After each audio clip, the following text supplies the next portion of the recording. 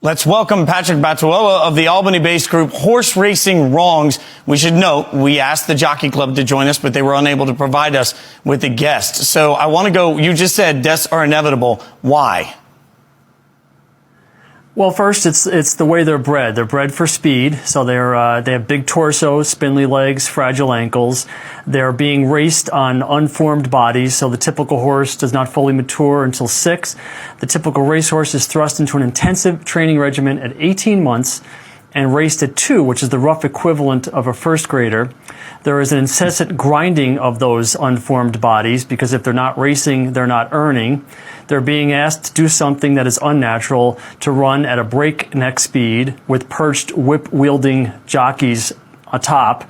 And of course, they are commodified. So the typical racehorse will change hands several times over the course of his so-called career.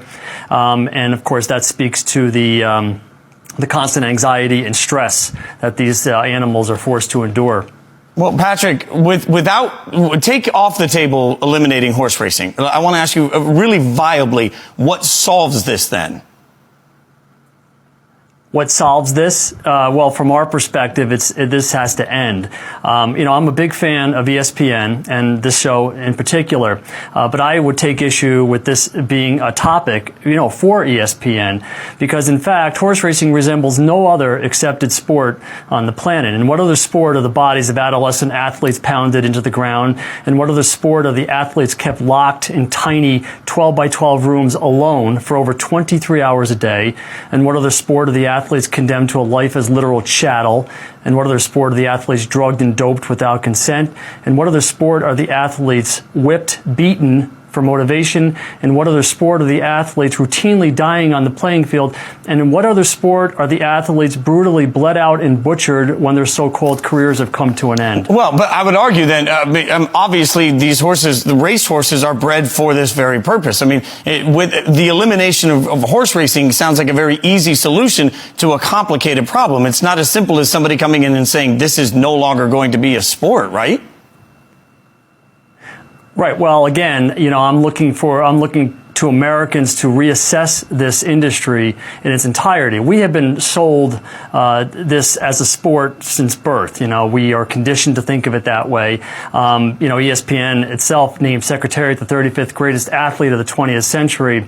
In fact, it's no different than Ringling Brothers or SeaWorld, or certainly no different than greyhound racing, all of which Americans have or are currently in the process of rejecting outright as immoral. So why should horse racing be given cover under the banner of sport? Quickly, before we let you go, if there was one entity that could force any sort of actual change that could be instituted quickly to horse racing, is there one area that could look to make that change?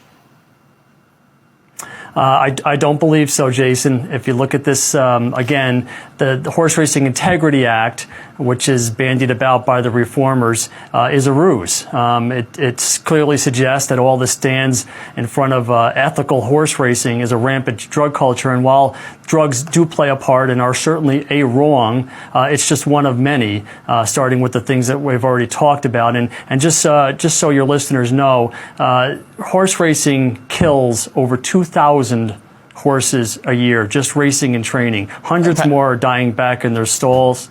Patrick, I appreciate the information and the time very much. Unfortunately, we are up against the clock. We've got to let you go. Thank you so much for joining us and for the great information. No, and he just fell. Quantos has fallen. Blame Jim's lost the rider. Quantos fell. Blame Jim. People are making more money this way. And rescue groups trying to save them can't keep up. Brittany Greenslade, Global News.